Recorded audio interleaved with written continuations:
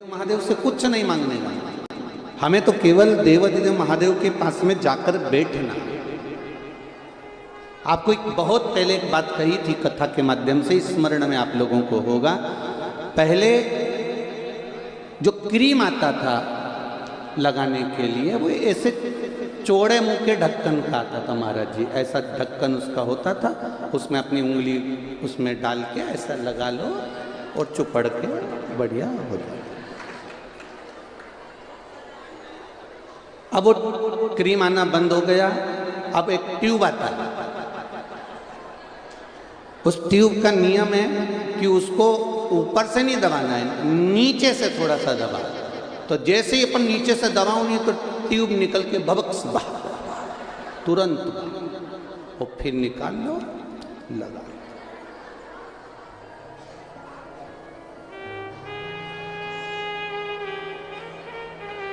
बस यही समझना, ट्यूब को नीचे से दबाया और ट्यूब निकलकर बाहर आया।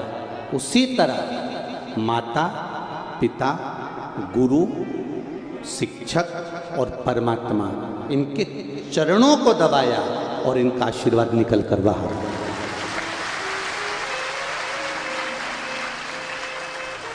हम क्या सोचते हैं कि हमें ये महसूस होता है कि हम इनके पास में रहेंगे तो हमको कुछ प्राप्त हो जाएगा, हम इनके साथ चलेंगे तो हमें कुछ प्राप्त हो जाएगा। यहाँ तक शिव महापुराण की कथा कहती है, बारंबार कहती है कि आप चरणारविंद को जब पकड़ लोगे, आप भगवान के चरणों को जब साध लोगे, पकड़ लोगे, उसके चरणारविंद तक पहुँच जाओगे तो सुख का अनुभव हो जाएगा।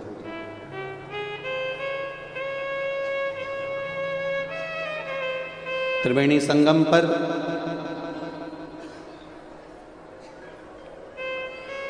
मां यमुना जी के घाट पर, प्रयागराज की पावन धरा पर तक्षकेश्वर महादेव का एक मंदिर है।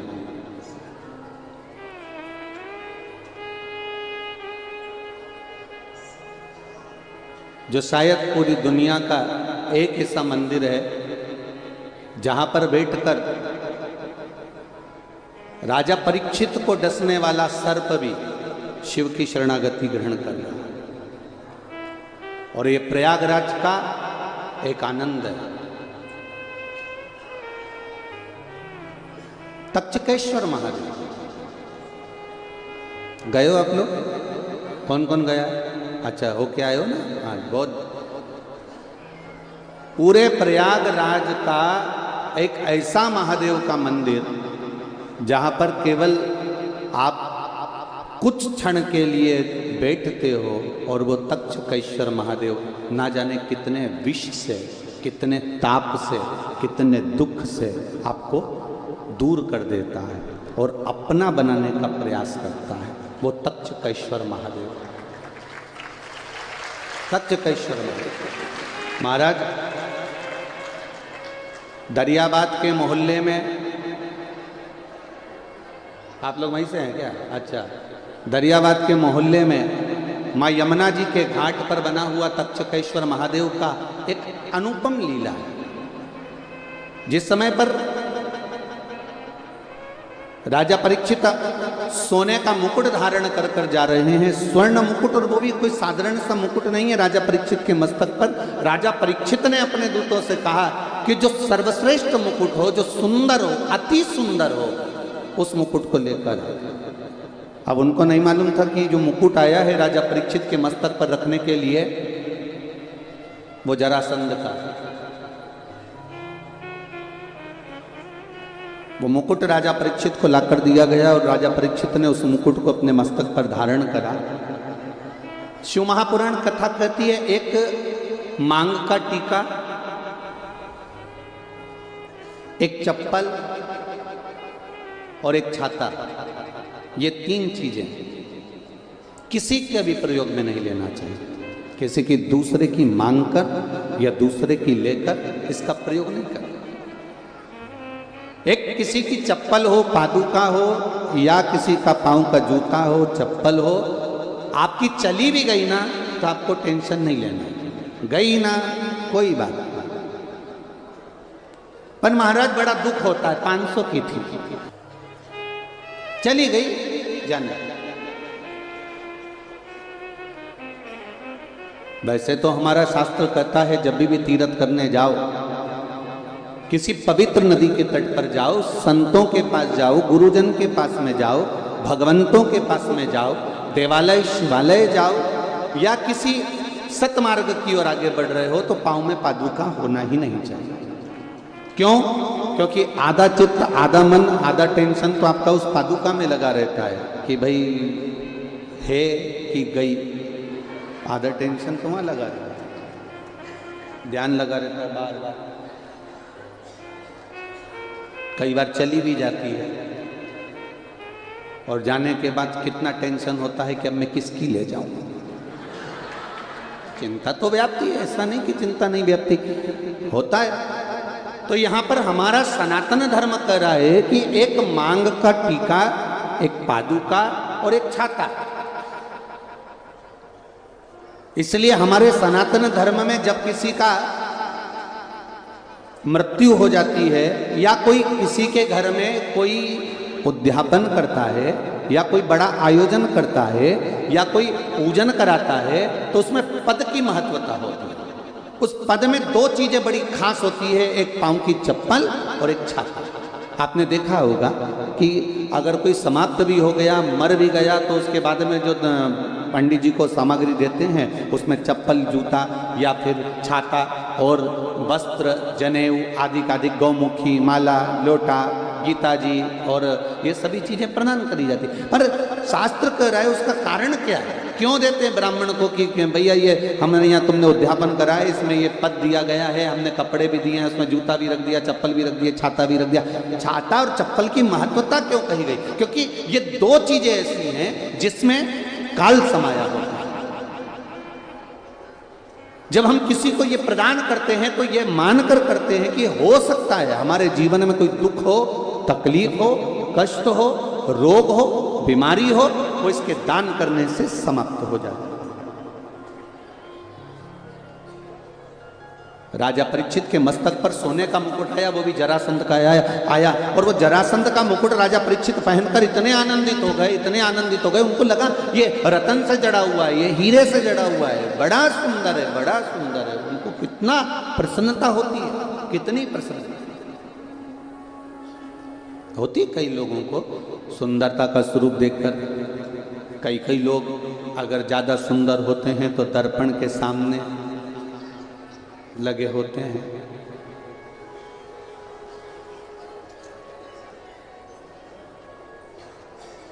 एक पति पत्नी घर में बैठे हुए थे, फ्री थे।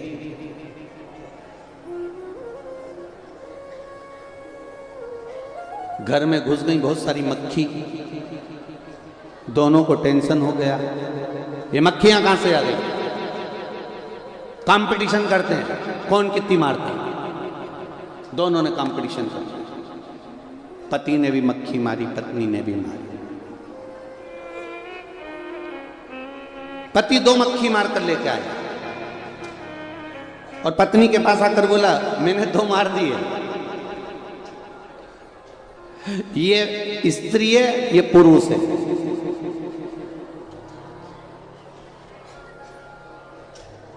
ये नर है, ये मादा है। अब पत्नी को गुस्सा आ गया, कैसी मूर्खों जैसी बात करते हो, तुम्हें अक्ल है नहीं कि थोड़ी बहुत भी? क्या मक्खी भी स्त्री और पुरुष होती है? और तुम कैसे पहचाने मक्खी को कि ये स्त्री है, ये पुरुष है?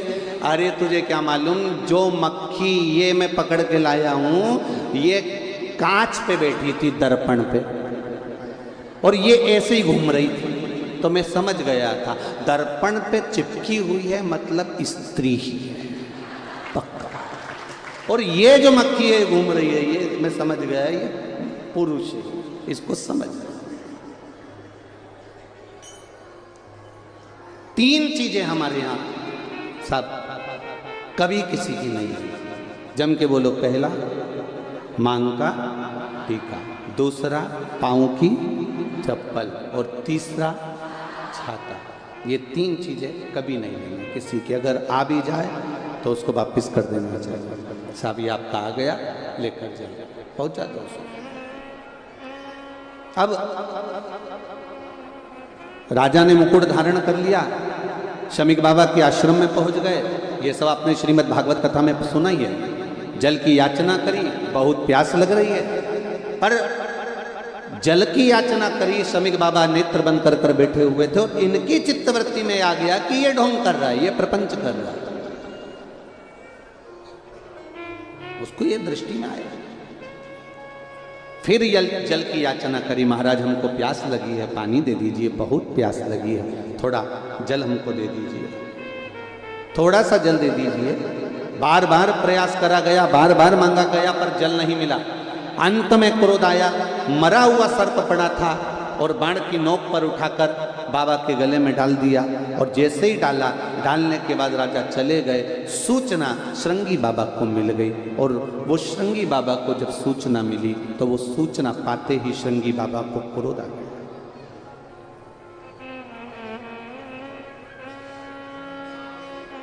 श्रृंगी बाबा को क्रोध आ गया। पूरी दुनिया का एक ऋषि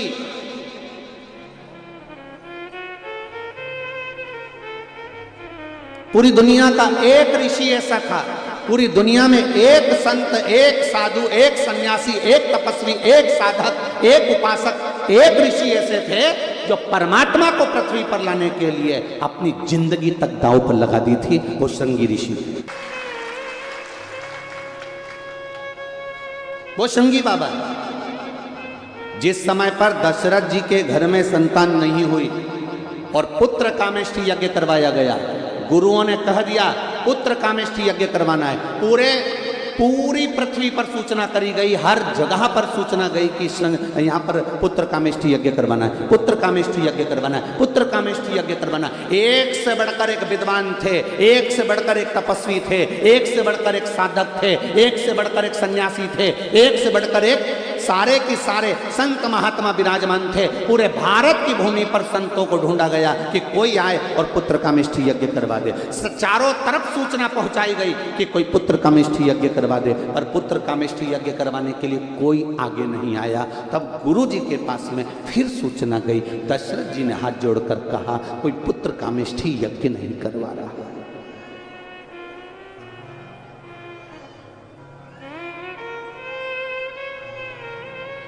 कोई पुत्र कामेष्ठी यज्ञ नहीं करवा रहा है। कारण, क्योंकि यज्ञ, पुत्र कामेष्ठी यज्ञ का एक विधान है कि पुत्र कामेष्ठी यज्ञ जिस भूमि पर होता है उस भूमि पर जो यज्ञ करवाने वाला यज्ञकर्ता होता है, उस यज्ञकर्ता को पूरी जिंदगी उसी जमीन पर रहना पड़ता है। उस भूमि के बाहर वो एक कदम भी नहीं निकाल सकता। तो कोई संत, साधु, सन्यासी, तपस्वी, ऋषि ऐसा नहीं था जो एक जगह पर पूरी जिंदगी निकाल सके। तो उन्होंने सोचा भैया यज्ञ कराने वाला कोई नहीं। तब गुरुजी ने कहा एक हो सकता है। कौन? श्रृंगी को बुलाओ और पुत्र कामेष्ठी यज्ञ करवाओ। श्रृंगी के पास में खबर गई तो श्रृंगी ऋषि ने ध्यान लगाकर देखा कि गुरुजी ने खबर पहुंचाई है पुत्र कामेष्ठी यज्ञ की। गुरुजी मेरा कुछ हित चाहते होंगे, इसलिए यज्ञ करवा रहे होंगे। श्रृंगी बाबा ने तुरंत ध्यान लगाकर देखा कि गुरु की आज्ञा है और पुत्र कामेष्ठी यज्ञ करवाना है। उस परमात्मा को लाने की सामर्थ्यता गुरु में है और गुरु ने मुझको दी है, तो मैं एक भूमि पर पूरी जिंदगी निकाल सकता हूं, परमात्मा को पृथ्वी पर ला सकता हूं। इतने बड़े बड़े संत, वशिष्ठ बाबा जैसे कितने बड़े बड़े गुरु विराजमान थे और बुलाया किनको? श्रृंगी बाबा को, श्रृंगी ऋषि को।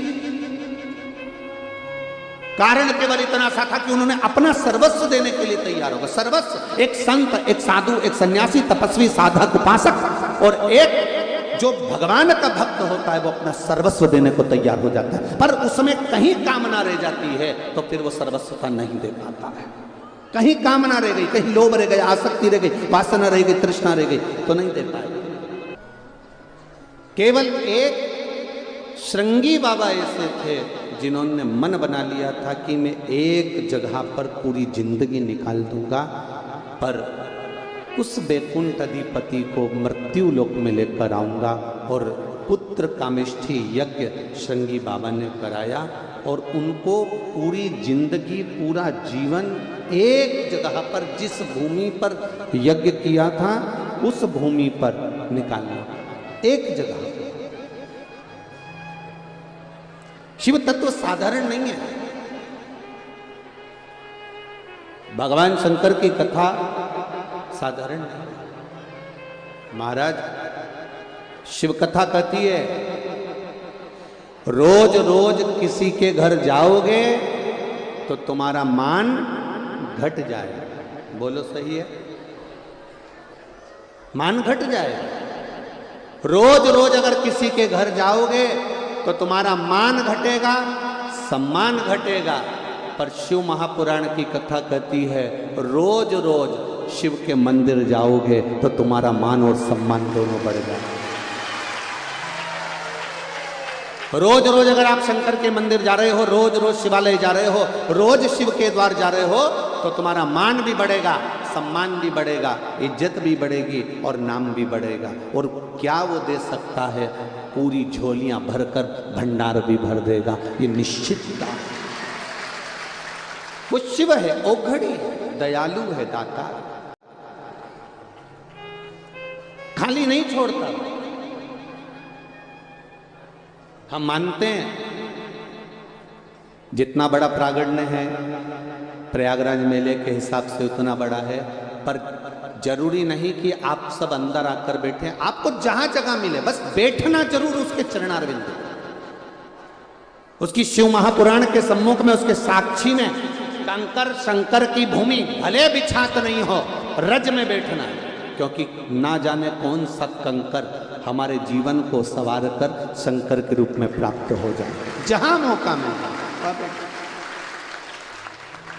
जरूरी नहीं है कि आप आगे आएंगे या हम लोग आगे बुलाएंगे तब आप लोग यहाँ विराजमान। ना ना ना ना, भगवान का भजन कहीं पर भी बैठ कर करो। कोई दिखावा नहीं करना है हमको। जल चढ़ाओ शिव को, पर छल के साथ जल ना चढ़ाओ। शिव स्वीकार कर लो। खबर मिली शंगी बाबा को कि शमीक बाबा के गले में मरा हुआ सर्प डाल दिया। जानकर बड़ा क्रोध आया, और क्रोध आया तो उन्होंने तुरंत श्राप दे दिया, जिस राजा ने मेरे पिता के गले में मरा हुआ सर्प डाला है उसकी मृत्यु आज से 7वें दिन तक्षक नाग के डसे से हो जाए। नाम दिया है तक्षक नाग के डसे से हो जाए। और जिस शिवालय की हम बात कर रहे हैं प्रयागराज की भूमि में, उसका नाम क्या है? तक्षकेश्वर महादेव। जरा ध्यान देना, वो कोई साधारण सा महादेव नहीं है जो प्रयागराज की भूमि पर बैठा है जनमानस का कल्याण करने के लिए।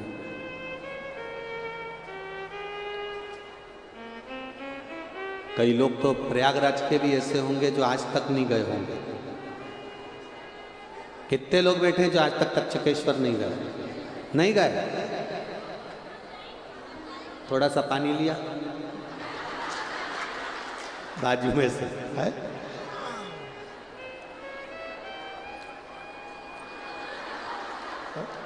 बताओ, प्रयागराज में रह रहे और तक्षकेश्वर महादेव नहीं गए? गजब है। बोल बम का नारा है। जितने प्रयागराज में रहने वाले हो, कितने हो रहे? बहुत सारे। धर लो धर लो, बाकी धर धर। जाना चाहिए। तक्षक नाग के डसे से राजा परीक्षित के प्राण छूटना है। तक्षक नाग के डसे से। कितना विचार करिएगा, जरा हृदय में उतारिएगा जरा। श्रृंगी बाबा घर पहुंचे, शमीक बाबा के गले से सर्प उतारा और कह दिया, पिताजी मैंने उसको श्राप दे दिया, जिसने तुम्हारे गले में मरा हुआ सर्प डाला है मैंने उसको श्राप दिया है कि तक्षक नाग के डसे से उसके प्राण छूटेंगे। और 7 दिन का मौका दिया है। कितने दिन दिए हैं? 7 दिन। और यही 7 दिन हमारी जिंदगी के हैं। रविवार, सोमवार, मंगलवार, बुधवार, गुरुवार, शुक्रवार, शनिवार, यही 7 दिन जिंदगी के मिलते हैं। रविवार को जन्म हुआ, सोमवार को बड़े हुए, मंगलवार को ब्याह हुआ, बुधवार को बच्चे हुए, गुरुवार को बीमार पड़े, शुक्रवार को हॉस्पिटल गए, शनिवार को सीताराम हो गए। 7 दिन पूरे निकल। शिव महापुराण की कथा कहती है, स्कंद पुराण, शिव पुराण, लिंग पुराण में सुंदर तक्षेश्वर महादेव का वर्णन आता है। तक्षक नाग डसेगा। पिता को बड़ा दिल दुखा कि बताओ मेरे बेटे ने गलती कर दी, और उस राजा परीक्षित को जिसने हमेशा सत्कर्म करा है, अच्छा कार्य किया है, जिसने भजन किया, कीर्तन किया, मंत्र जाप किया, जिसने सब अच्छा काम किया, बस एक ही बुरा काम किया कि उसने मेरे गले में मरा हुआ सर्प डाल दिया। पर मेरे बेटे को नहीं करना था, उसको श्राप नहीं देना था। शमीक बाबा परीक्षित के पास पहुंच गए। तुम 7 दिन में मर जाओगे, केवल 7 दिन है तुम्हारे पास, बचना हो तो बच लो।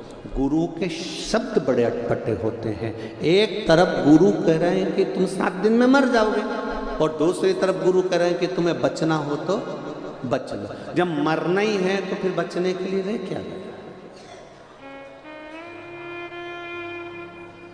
क्या रह गया बचने के?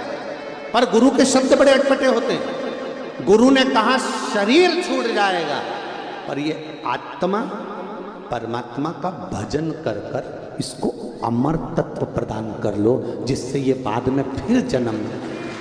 जगत गुरु शंकराचार्य जी कहते हैं पुनरपि जननम पुनरपि मरणम के प्रपंच से छूटने के लिए शरीर मिला है।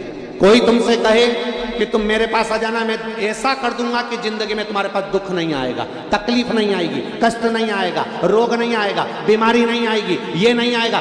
मानव की देह मिली है, मनुष्य का शरीर 2 कारणों से मिलता है। एक, मनुष्य का शरीर मिलता है भगवान का भजन करने के लिए, और दूसरा मिलता है पूर्व के कर्म का भोग भोगने के लिए। अब चाहे तुम रोकर भोगो, चाहे हंसकर भोगो। कोई कितना ही कह दे, कोई कहे कि मेरे पास आ जाना, मैं तुमको दुख नहीं आने दूंगा। कोई कहते तुम मेरे पास आ जाना, मैं बीमारी नहीं आने दूंगा। कोई तुमसे कह दे मेरे पास आ जाओ, मैं तुम्हें कष्ट नहीं आने दूंगा, तो फालतू की बात है ये। कोई भी तुम्हारे सामने अगर कोई प्रमाण कर दे कि मैं तुम्हें दुख नहीं आने दूंगा, तो ऐसा अगर होता तो राम जी के पास में इतने बड़े बड़े गुरु जी थे, राम जी को दुख नहीं आता। भगवान कृष्ण के पास बड़े बड़े गुरु जी थे, भगवान कृष्ण को दुख नहीं आता। अपना घर, अपना द्वार, अपना परिवार छोड़कर भगवान वृंदावन छोड़े, मथुरा गए, मथुरा छोड़ी द्वारका गए। भगवान को बार बार छोड़कर जाना नहीं पड़ता, अगर कोई दुख मिटाने वाला मिल जाता। स्वयं के दुख स्वयं को भोगना है, स्वयं को मिटाना है। तो फिर लोग कहते हैं शिव महापुराण की कथा क्यों सुने, शंकर जी के मंदिर क्यों जाएं, शिव जी के पास क्यों जाएं? क्योंकि तुम्हारी घड़ी, तुम्हारा पल, तुम्हारा समय, तुम्हारा नक्षत्र, दिन रात, सुबह शाम, सब कुछ मेरे देवाधिदेव महादेव ने बनाया है। इसलिए उसको कहते हैं काल अधिपति। जिसने काल बनाया, काल मतलब समय, जिसने घड़ी बनाई, जिसने पल बनाया, जिसने नक्षत्र बनाया, उसको कहते काल अधिपति। इसलिए उसका नाम है महाकाल। काल अधिपति, उसने घड़ी बनाई है, समय बनाया, नक्षत्र बनाया, पल बनाया, दिन बनाया, रात बनाया, जितने दिन बने, रविवार, सोमवार, मंगल, बुध, गुरु, शुक्र, शनि, ये घड़ी पल सब उसी ने बनाया, नक्षत्र उसने बनाया। तो जिसने घड़ी बनाई है, जिसने पल बनाया है, वो आपकी घड़ी को, आपके पल को सुधारना जानता है। ये हाथ में पहनने वाली घड़ी कपड़े की दुकान पर देखकर आना और कहना भैया मेरी घड़ी सही कर दो। घड़ी को ले जाना, मेरी घड़ी खराब हो गई, किसी के पास में जाकर कहना कि हमारी घड़ी सही कर दो, नहीं करेगा। घड़ी को घड़ी की दुकान पर ले जाना पड़ेगा। और घड़ी वाला तुमसे कहेगा मैं सेल डाल के देख लेता हूँ, चल जाएगी तो ठीक है, नहीं तो 7 दिन के लिए इसको यहाँ पे पटकना पड़ेगा। फिर किसी ने कहा साहब हमारे पास तो 7 दिन नहीं है, तो उन्होंने कहा 2 दिन पटक दो, मैं 2 दिन में भी सही कर दूंगा, प्रयास पूरा करूंगा कि मैं इसको 7 दिन की जगह 2 दिन में ठीक कर दूं। उसने कहा 2 दिन ले लो, 2 दिन में घड़ी सही कर दो, 2 दिन में हमारी घड़ी सही कर दो। क्यों साहब, मेरे को जाना है, मेरे पास ज़्यादा समय नहीं, मेरे मोहल्ले में शादी है तो मुझे बारात में जाना है, एक ही घड़ी है, अगर 2 होती ना तो चल जाती। तो उन्हें कहा साहब 2 दिन में सही कर दो। भैया तुम तो मेरे को जानते हो, पहचानते हो, अपने वाले हो, तुम इतना काम नहीं कर सकते? तो उन्होंने कहा ठीक है मैं 2 दिन में सही कर दूंगा। उन्हें ली घड़ी को और घड़ी की पूरी मशीन निकाल के उनके पेट्रोल में डाल दी। तुम देखना इतनी बड़ी कटोरी में कुछ पेट्रोल रहता, पूरी मशीन निकाल के उसमें डाल दी और निकाल के डालने के बाद 2 घंटा 3 घंटा उसको पड़ी रहने दी। पड़ी रहने के बाद उसने दूसरे दिन फिर घड़ी को निकाला और निकाल के उसको ब्रश से घिसा, घिसकने के बाद में फिर उसमें सेल डाला तो वो चल गई। अब उसको समझ में आया तो अपन को भी यही करना है, आज सबको पेट्रोल में डुबो दो, मतलब भक्ति में डूब जा, और डूबने के बाद कल तुमको जब घिसा जाएगा घड़ी सवर गई, सुधर गए। अब तुमने तुरंत देखी, ओ हो चल गई, चल गई। बस जिस दिन घड़ी को तुमने घड़ी वाले को दिया उस दिन उसने घड़ी चला दी। उसी तरह जिसने ये जीवन दिया उसको तुमने 1 लोटा जल दिया तो उसने तुम्हारी जिंदगी संवार दी। बस इतनी शुक्र। हम भटके ना, कोई कहे मेरे पास आ जाओ मैं भभूति दे दूंगा, कोई कहे मेरे पास आ जाओ मैं बेल दे दूंगा, कोई कहे मेरे पास में आ जाओ मैं ये कर दूंगा। ना ना ना ना, कहीं नहीं जाना, एक जगह वो शमशान में रहने वाला, भस्मी लपेटने वाला, सब में रमने वाला, श्वास में रमण करने वाला, 21,600 श्वास में वही चल रहा है। रोम रोम 3.5 करोड़ रोम छिद्र में वही रम रहा है। वो देव अधिदेव महादेव है, दूसरा कोई नहीं हो सकता, नहीं हो सकता।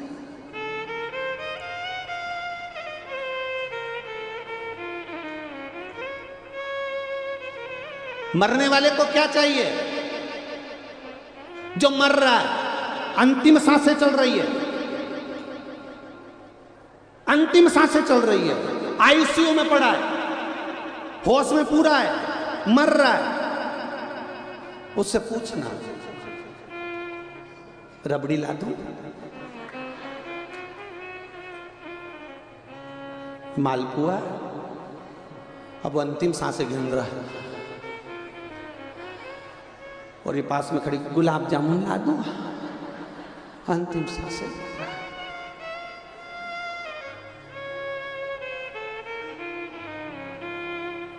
इतने में अगर वो उसको होश आ जाए, थोड़ा बहुत भी बोल जाए तो एक ही बात कहेगा, एक धर के थप्पड़ दूं, मेरी श्वास वापिस ला दे।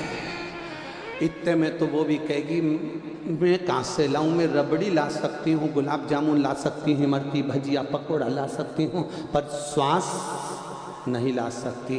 पर श्वास वापिस भी वो ला कर दे सकता है जिसने दी थी, वो देव अधिदेव महादेव। एक पत्र आया,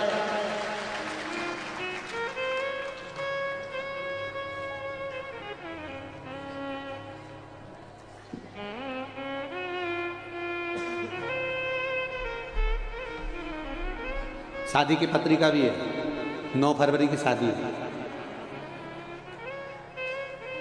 किसने दी है पत्रिका? आप ही लोगों ने दी है। श्री शिवाय नमस्ते।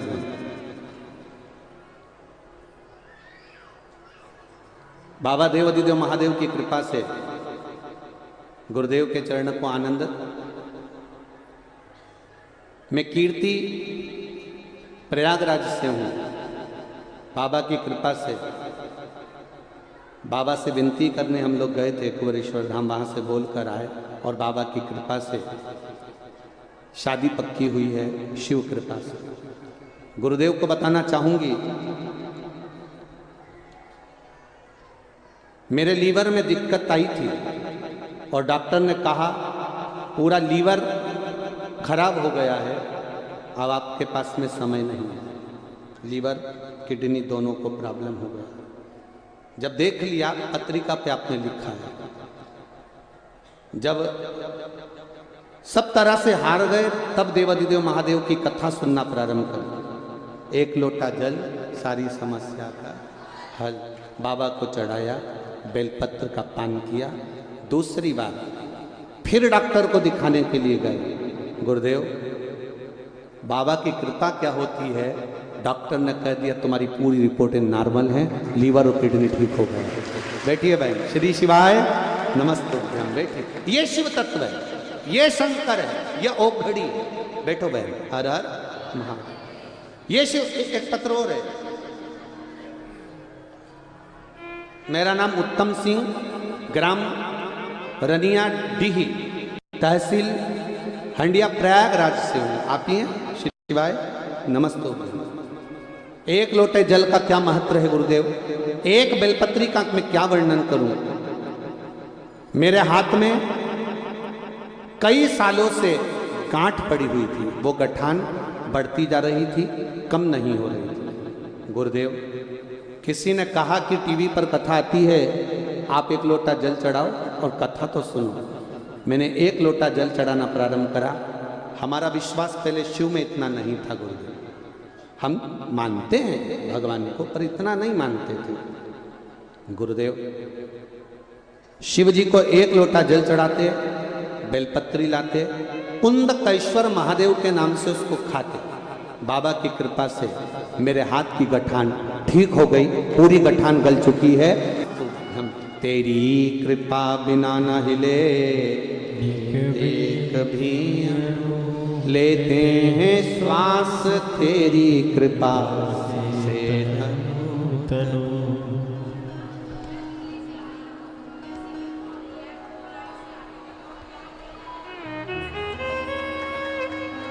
माता जी कह रही हैं मैं दिल्ली से आई हूं, बाबा ने इतनी कृपा कर दी कि बस उनको धोख लगाने के लिए आई हूं। श्री शिवाय नमस्तुभ्यं। बैठिए।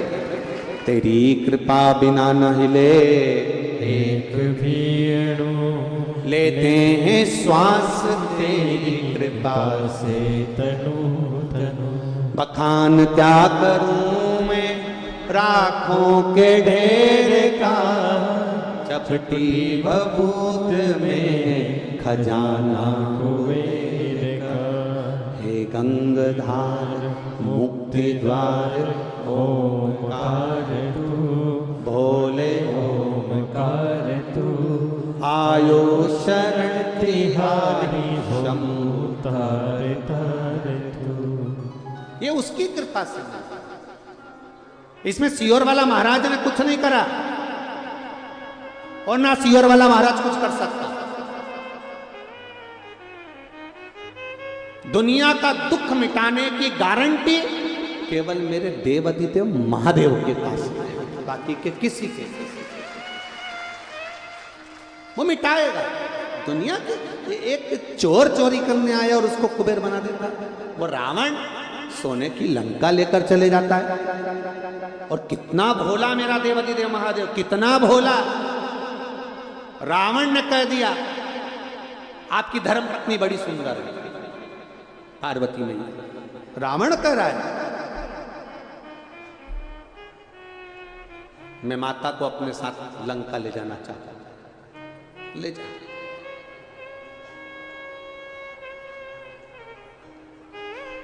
ले जा।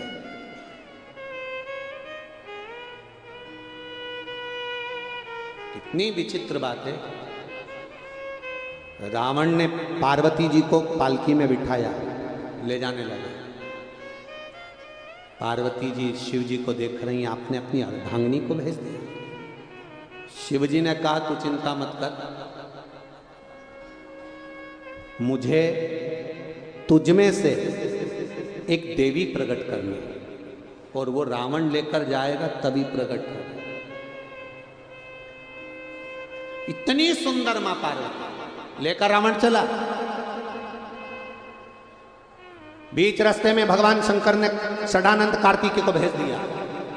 और षडानंद कार्तिक के बीच रास्ते में जाकर बोले, अरे लंकाधिपति। कार्तिकेय ने बड़ा सुंदर स्वरूप बनाया और लंकाधिपति रावण से कहा, किसको ले जा रहे हो? रावण कह रहा है, दुनिया की सबसे सुंदर नारी को, पार्वती जी को लेकर जा रहा हूं। अच्छा, अरे वो देव अधिदेव महादेव है, अपनी धर्म पत्नी को इतनी जल्दी तेरे को देकर भेज ही नहीं सकता। तू जो पालकी में लेके जा रहा है वो सुंदर हो ही नहीं सकती। अरे कैसे कह सकते हो वो सुंदर नहीं है? कैसे कह सकते हो वो सुंदर नहीं है?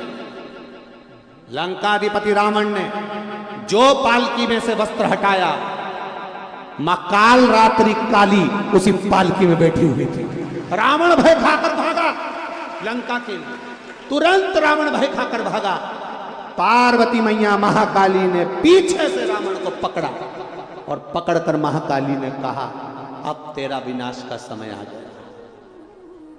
जब घर की नारी को, स्त्री को, मां को, या कोई भी स्त्री को, नारी को, माता को जब कोई गलत दृष्टि से देखना प्रारंभ कर देता है, समझ लो उसका विनाश का समय नजदीक आ गया, अब उसको जाना पड़ता है। स्त्री गलत दृष्टि से देखना प्रारंभ कर दिया, समझ लो बस बर्बादी का सिरा सम्मुख में आ गया, अब जाना ही पड़ेगा, नजदीक आ गया।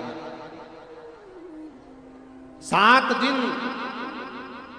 दिए हैं राजा परीक्षित को। राजा परीक्षित कहते हैं कि आप कह रहे हो कि मुझे मरना भी है और कुछ उपाय कर ले, बचना हो तो बच ले। अब बचने के लिए रह क्या गया है?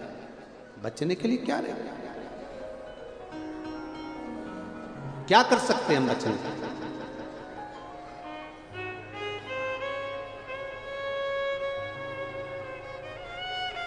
क्या करें हम? तब राजा परीक्षित ने उसी समय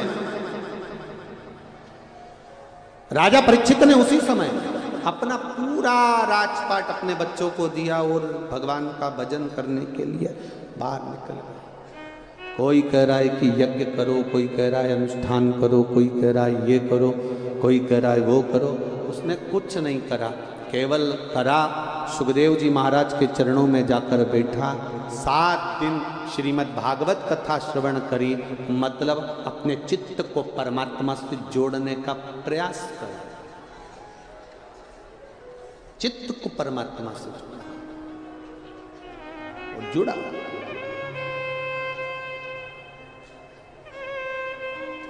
तक्षक नाग आया, डसा था कि नहीं डसा था राजा परीक्षित को? बोलो बोलो, भागवत सुनिए ना। डसा। कांच के महल में राजा को रखा गया, परिंदा भी पर नहीं मार सकता, ऐसी सेफ्टी राजा की करी गई। पर अनार का रस अंदर जा रहा था और गिलास की नीचे जो पेंदी थी उस पेंदी के अंदर चिपक कर गया। पहले जो गिलास होते थे उन गिलास में नीचे से किनोर होती थी, आजकल तो एकदम फ्लैट होते हैं, पर नीचे किनोर होती थी। उस किनोर के अंदर फंस कर तक्षक नाग गया था, उसके अंदर फंस गया। और नाग ने जैसे ही राजा को देखा और नाग ने डस लिया। राजा परीक्षित सर्प को देख रहा है, सर्प परीक्षित को देख रहा है। दोनों एक दूसरे को देख रहे हैं। मरने से पहले किए गए कर्म की पूरी फिल्म दिखाई जाती है। मृत्यु के पहले तुम्हें देखना पड़ेगा तुमने क्या करा। माता के गर्भ से जन्म लेने के बाद आंख खोलते ही मरते समय तक तुमने कौन कौन सा कर्म करा वो तुम्हें दिखाया जाएगा। इसलिए बार बार आपको भजन में कहा जाता है, मत बुरे कर्म कर बंदे वरना पछताएगा, भगवान की आंखों से तू बच नहीं पाएगा, तू बच नहीं पाएगा। अरे ओ अज्ञानी मत करना दानी, तेरे कर्म का फल भी तू ही पाएगा, जैसा किया तूने तेरे आगे आएगा। मत बुरे कर्म कर बंदे, वरना पछताएगा। भगवान की आंखों से तू बच नहीं पाएगा, तू बच नहीं पाएगा। आप दुनिया के सामने छल कर सकते हो, आप दुनिया के सामने कपट कर सकते हो, आप दुनिया के सामने बेईमानी कर सकते हो, आप कितना भी कैसा भी छल बेईमानी कपट प्रपंच कर रहे हो, दुनिया के सामने कर सकते हो, और उसके सामने नहीं।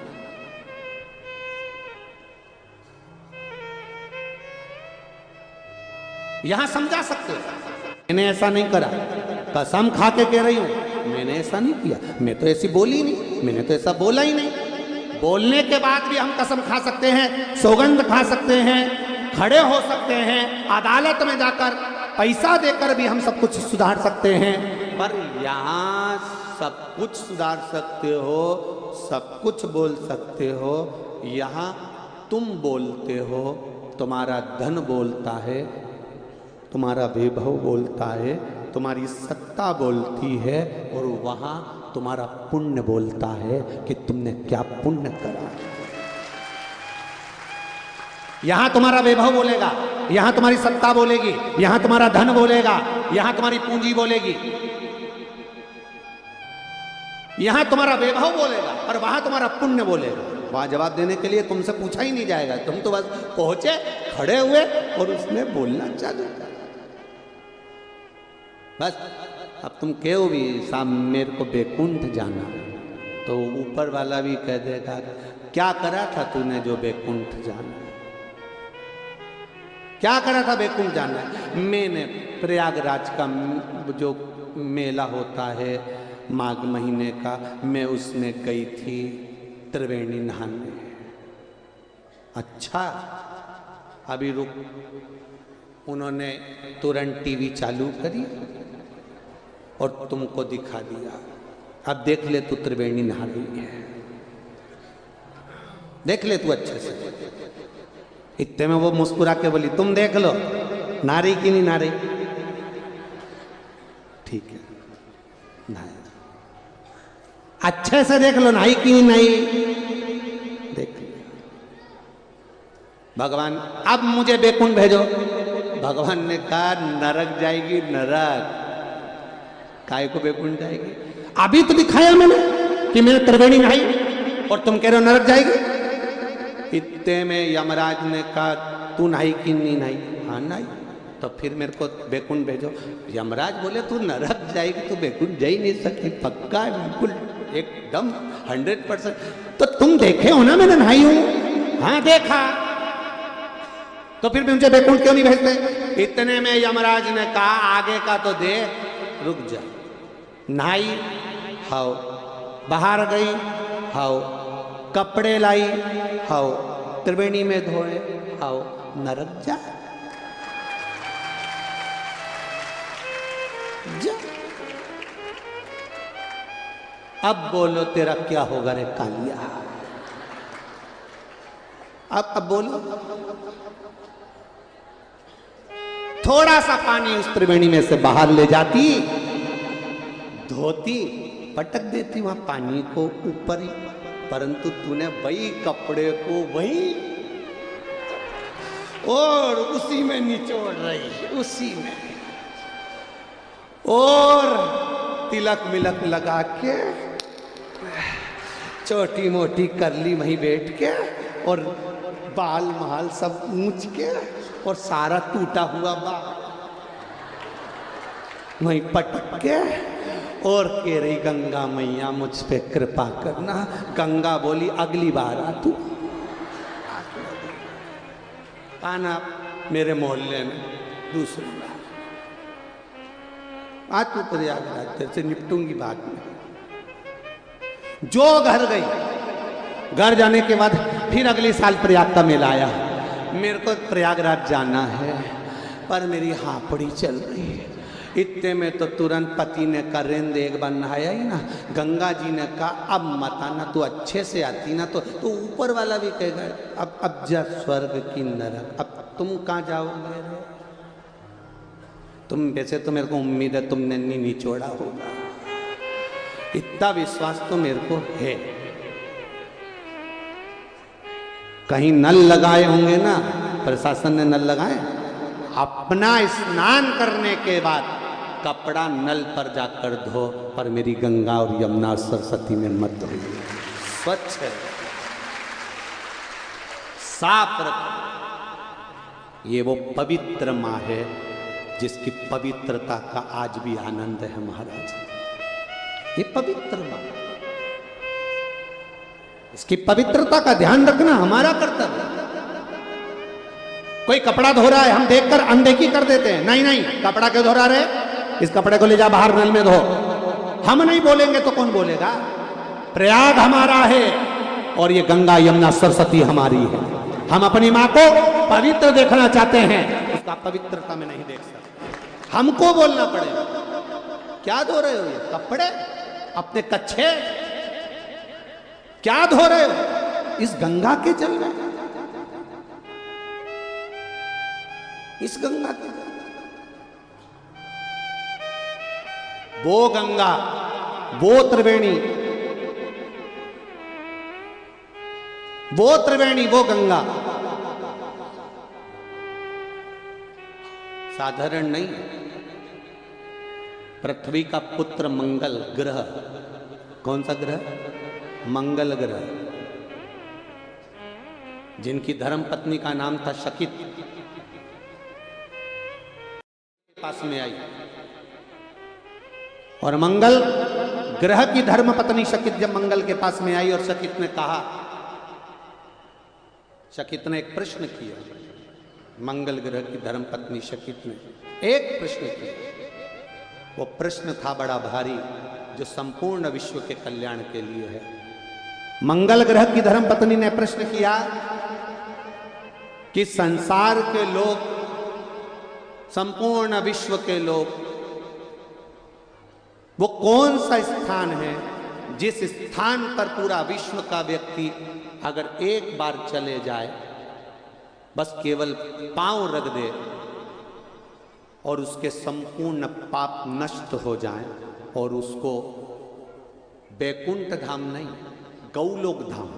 गौलोक धाम मतलब जहां भगवान कृष्ण राधा जी के साथ में आज भी रास करते हैं, उस रास मंडली में को राधा के साथ में हम भी खड़े होकर कृष्ण के साथ रास करें, ऐसी पवित्र वो भूमि कौन सी है? वो पवित्र भूमि कौन सी है? जब शकीत ने मंगल से पूछा, अपने पति से पूछा, तो मंगल ग्रह अपनी मां पृथ्वी के पास जाते हैं और माता पृथ्वी से कहते हैं, पृथ्वी मैया, सारे तीर्थ आपकी इस पृथ्वी पर बसते हैं, सारी पवित्र नदियां, इस पवित्र नदियां इस पृथ्वी पर बसती है। हे मां, मंगल ग्रह अपनी मां से कह रहा है पृथ्वी से कि तुम्हारी बहू ने, शकीत ने पूछा है कि वो कौन सी भूमि है जिस भूमि का मात्र स्पर्श हो जाए तो व्यक्ति बैकुंठ नहीं गौलोक धाम जाता है और भगवान कृष्ण के साथ में रास करता है। उसे बैकुंठ का सुख नहीं, रास करता है। और रास कर कर जब वो थक जाता है तब भगवान कृष्ण बंसी बजाकर सुनाकर उसकी थकान को समाप्त कर देते हैं और उसके लिए ताजा ताजा सुंदर दूध लाकर भगवान कृष्ण स्वयं देते हैं। ऐसी पवित्र भूमि कौन सी है? तब माता पृथ्वी ने कहा, वो पवित्र भूमि है प्रयागराज की भूमि, जहां त्रिवेणी का संगम। वो पवित्र भूमि है प्रयागराज की भूमि, जहां पर व्यक्ति स्नान करे ना करे, गंगा यमुना सरस्वती में नहाए ना नहाए, कहीं जाए ना जाए, पर उस प्रयागराज की भूमि में मात्र उसका स्पर्श, मात्र उसकी रज, मात्र उसकी धूल, अगर प्रयागराज की भूमि की धूल पृथ्वी मां अपने पुत्र मंगल को कह रही है कि तुम शकीत को, अपनी पत्नी को जाकर कहना कि प्रयागराज की मात्र धूल भी शरीर से लग जाती है तो गौलोक धाम मिल जाता है। ये वो प्रयागराज की भूमि जिसका वर्णन तुलसीदास जी ने अपनी रामचरितमानस में भी करा कि त्रिवेणी के संगम पर संत बैठकर साधु चर्चा कर रहे हैं, सत्संग कर रहे हैं, आनंद कर रहे हैं। क्यों? क्यों तुलसीदास जी लिख रहे हैं? क्योंकि ये भूमि साधारण नहीं है। वहां ये नहीं कहा कि त्रिवेणी का स्नान कर रहे हैं, वहां कहा त्रिवेणी के घाट पर बैठकर हरि चर्चा कर रहे हैं, सत्संग कर रहे हैं, भजन कर रहे हैं, कीर्तन कर रहे हैं। क्योंकि बैठकर, वहां शब्द लिखा है बैठकर हरि चर्चा कर रहे हैं। इतने इतने ऋषि वहां बैठते, संगम करते, बैठते। बैठने का मत, अभी आपको कहा था कि जहां मौका मिल जाए, रोड पर जगह है तो रोड पर बैठ जाओ, रोड पर जगह है तो रोड पर बैठ जाओ, जहां जगह मिल जाए वहां बैठो, थोड़ी देर रमण करो, शिव कथा का स्मरण करो। ये प्रयागराज की धरा है, जिस धरा पर आकर हमें गलत कार्य नहीं करना। कई लोग तो यहां एंजॉय करने आते हैं, मेला देखने आए हैं, एंजॉय करने आए हैं, कुरकुरे का पैकेट लाए, फाड़ा, खाया, पटक दिया, खाया, पैकेट पटक दिया, जमीन पर जा रहे, जाते जाते भी मुंह में गुटखा भरा, पिचकारी मार, दूसरा व्यक्ति आया, लांग कर गया, लांग कर गया। कितना गरुड़ पुराण में कहा गया है, गरुड़ पुराण जरा जरा ध्यान से सुनोगे तो मालूम पड़ेगा कि किसी पवित्र भूमि पर केवल थूकने का भी कितना दोष है। ये गरुड़ पुराण कहती है कि केवल थूक भी दिया और वहाँ से संत साधु सन्यासी तपस्वी साधक भगत निकल रहे हैं, तुम्हारा थूक पड़ा हुआ है, उसको लांग रहे हैं, तो जरा विचार करिएगा कि कितना भोगना पड़ता है केवल वह थूक देने पर गलत। जरा विचार करिए।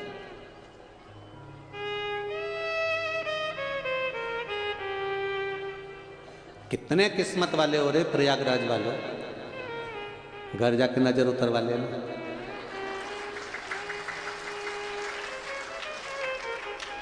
नजर ना लग जाए आपको। त्रिवेणी का संगम, रज,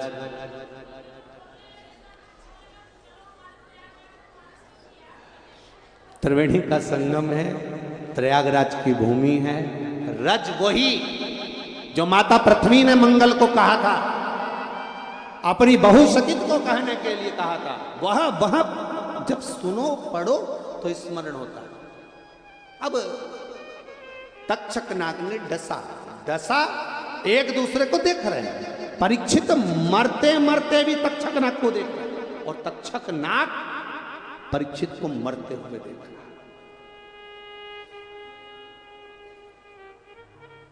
दोनों एक दूसरे को देख रहे हैं। मनोदशा। मरने वाले को क्या चाहिए? गुलाब जामुन, रबड़ी और पेड़ा नहीं। मरने वाले को चाहिए थोड़ी श्वास मिल जाए। परीक्षित मर रहा है, प्राण छूट रहे हैं परीक्षित के। तक्षक नाग ने डसा है, तक्षक नाग परीक्षित को देख रहा है, परीक्षित तक्षक नाग को देख रहा है। मरते समय दुनिया के लोग भगवान से श्वास मांगते हैं, मुझे थोड़ी और श्वास दे दो, मुझे बचा लो, मुझे और दे दो, अच्छे डॉक्टर को दिखा दो, मैं और उम्र बन जाए, मेरी और उम्र मिल जाए, मुझे और उम्र मिल जाए। अभी संतों की जो कथा चल रही थी कंजरी में, तो उसमें हमने वर्णन करा था आयुष्मान भव और चिरंजीवी भव, दोनों में अंतर होता है। आयुष्मान भव दुनिया के लोगों को लगता है जैसे आशीर्वाद दिया कोई आयुष्मान भव कह दिया। आयुष्मान भव मतलब उम्र बढ़ जाए। क्या करोगे इतनी लंबी उम्र का? मुंह में से सोफा सेट चले गया, शरीर में आंतड़ियां नहीं बची, हाथ थर थर कांप रहे, आंखों से दिख नहीं दिया, कानों से सुनाई नहीं दे रहा, मुंह में खाने के लिए बत्ती सी नहीं बची, और ये पुराना आशीर्वाद मिला था, मेरी इतनी लंबी उम्र हो गई, आयुष्मान भव, उम्र लंबी हो गई, पर शरीर थोड़ी ना ठीक रहा। 90 साल, 95 साल, 100 साल कांप रहे हो, थर थर कांप रहे हो, भगवान से कह रहे हो मुझे उठा ले, सड़ रहा हूं पलंग पर, वेंटिलेटर पर पड़ा है, सड़ रहा है, पड़ा है, पर भगवान से कह रहा उठा ले। भगवान के कैसे उठाऊं? इसकी काकी ने आशीर्वाद दिया था आयुष्मान भव, इसलिए पड़े रहने दो, उम्र बढ़ा दी, पर शरीर वैसे ही रहा। इसलिए दूसरा आशीर्वाद होता है चिरंजीवी भव। चिरंजीवी भव का मतलब है जैसे तुम आज हो, मरते दम तक वैसे की वैसे ही रहो, सड़ना नहीं, गलना नहीं, बेकार नहीं होना। चिरंजीवी भव, जैसे आज हो आखिरी तक रहना, जैसे तंदुरुस्त सुंदर फुर्तीले आज हो मरते दम तक रहना। इसको कहते हैं, जम के बोलो जरा, चिरंजीवी भव। अब तुम्हें कौन सा आशीर्वाद चाहिए? कितने दोगले हो रहे, तुरंत पलट लेते हो। अभी कल तक तो तुम अच्छे से कह रहे थे हमको आशीर्वाद दो, आयुष्मान भव। कोई महाराज जी अगर आशीर्वाद भी नहीं देना तो तुम उसका हाथ पकड़ के महाराज महाराज महाराज महाराज महाराज, एक बार सिर पे हाथ रख दो महाराज, एक बार सिर पे हाथ रख दो महाराज। और महाराज जी भी ऐसे ही जिनने सिर पे हाथ धर दिया, और महाराज जी भी ऐसे सिर पे हाथ धर दिया, सिर पे हाथ धर दिया। और नहीं तो एक थे संत नामदेव जी महाराज, मंत्र लेने गए गुरु दीक्षा, विश्वा थिएटर के पास पहुंचे, सूचना मिली कोई गुरु मंत्र लेने आया है। गुरुजी ने कहा जूता उठा और दे धड़ाधड़। गुरुजी ने कहा उठा जूता दे धड़ाधड़। जूता उठाया, धड़ धड़ धड़ धड़ धड़ धड़ करते जाएं। इतने में तो चेला उठ के खड़ा हो गया, हम क्या गुरु मंत्र लेने आए कि जूता खाने? गुरुजी ने कहा जिनने जूता खा लिया उनको अंदर लिया, इसको बाहर निकाल दो। पूछा क्यों? कहा अभी भी तेरे पास गुरु के चरणों में आया है और अभी भी अहंकार और क्रोध तेरे पास में है, तो गुरु मंत्र नहीं टिक पाएगा, इसलिए तू जा। आए हो कथा में, क्रोध घर छोड़िया, लोभ घर छोड़िया, वासना आसक्ति तृष्णा घर छोड़िया। तुम्हारे भीतर का लोभ आसक्ति तृष्णा घर छोड़कर आओगे, एक आनंद की अनुभूति होगी, एक सुख की अनुभूति होगी। तक्षक देख रहा है राजा परीक्षित को, परीक्षित राजा वो तक्षक को देख रहा है। तक्षक एक मरने वाला कहता मुझे बचा लो, मुझे श्वास दे दो, मेरी उम्र बढ़ जाए। पर तक्षक नाग को देखकर राजा परीक्षित ये नहीं कह रहे कि मेरी उम्र बढ़ा दो। राजा परीक्षित कह रहे हैं एक बार फिर से श्रीमद् भागवत कथा सुना।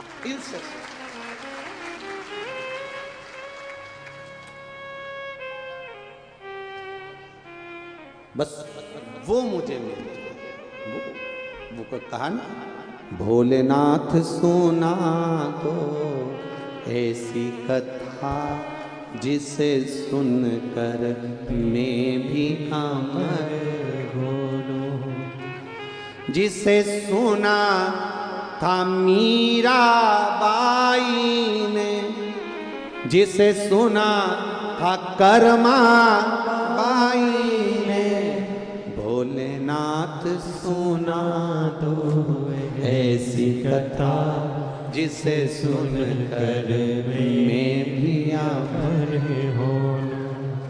भोलेनाथ सुना दो ऐसी कथा। कोई नहीं खड़ा होगा, बैठ जाओ। तुम खड़े होते हो लाइट नीचे गिरा देते हो, बैठ जाओ। जिसे सुनकर मैं भी, हाँ बैठे बैठे बजा लो। भोलेनाथ, फिर खड़े होगा, लाइट गिर जाएगी, बैठ जाओ। कथा जिसे सुनकर मैं भी अमर हो लूं। भोलेनाथ सुना दो ऐसी कथा जिसे सुनकर मैं भी अमर हो लूं। भोलेनाथ सुना दो ऐसी, लाइट से दूर रहेंगे सब लोग, ध्यान रखें। जिसे सुनकर मैं भी अमर हो लूं।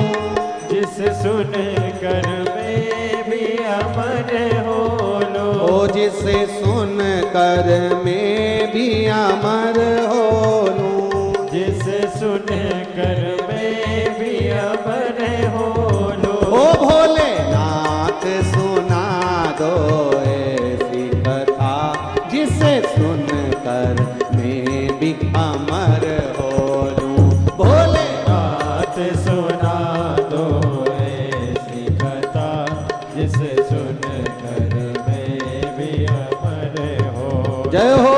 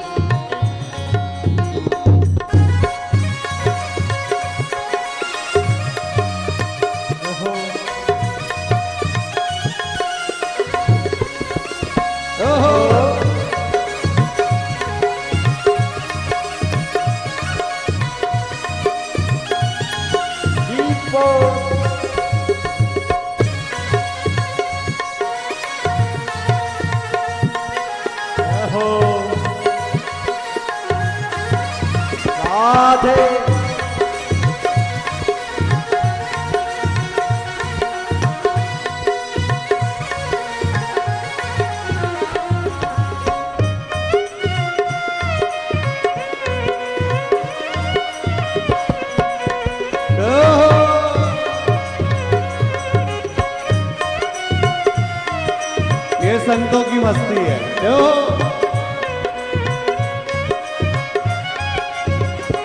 जिस कथा को सुना था मीरा ने, जिस कथा को सुना था मीरा ने, जिस कथा को सुना था कर्मा ने, जिस कथा को सुना था कर्मा ने, जिस कथा को सुना था मीरा ने, जिस कथा को सुना था मीरा ने, जिस कथा को सुना था कर्मा ने, जिस कथा को सुना था कर्मा ने, बोले नाथ सुना ऐसी कथा जिसे सुनकर मैं भी डोलूं।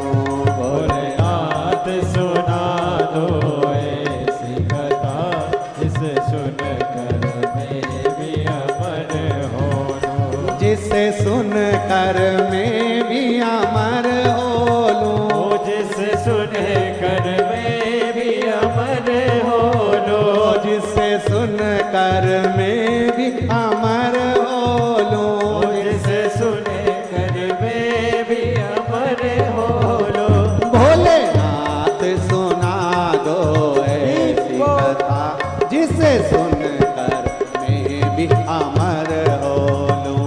भोलेनाथ नाथ सुना दो ऐसी कथा जिसे सुनकर मैं भी अमर हो। जय हो।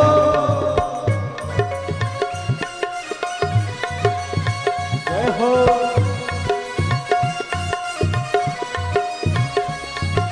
राधे।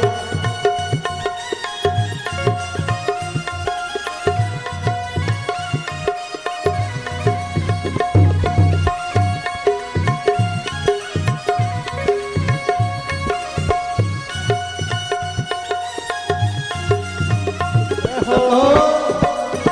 दीप महादेव।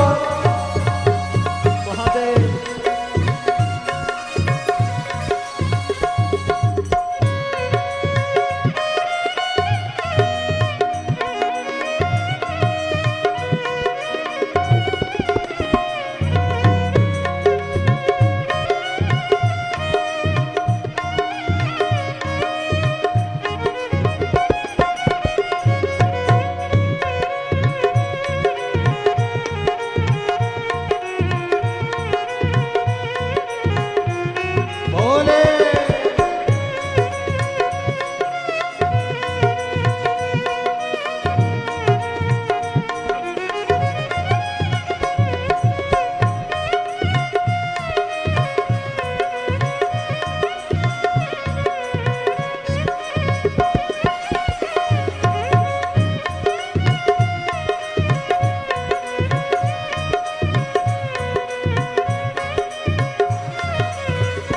जिस कथा को सुना था ध्रुव जी ने, जिस कथा को सुना था दूजी ने, ओ जिस कथा को सुना था प्रहलाद ने, ओ जिस कथा को सुना था प्रहलाद ने, ओ जिस कथा को सुना था ध्रुव जी ने, ओ जिस कथा को सुना था दूजी ने, ओ जिस कथा को सुना था प्रहलाद ने, ओ जिस कथा को सुना था प्रहलाद ने, भोलेनाथ सुना दो ऐसी कथा जिसे सुनकर मैं भी अमर हो लूं।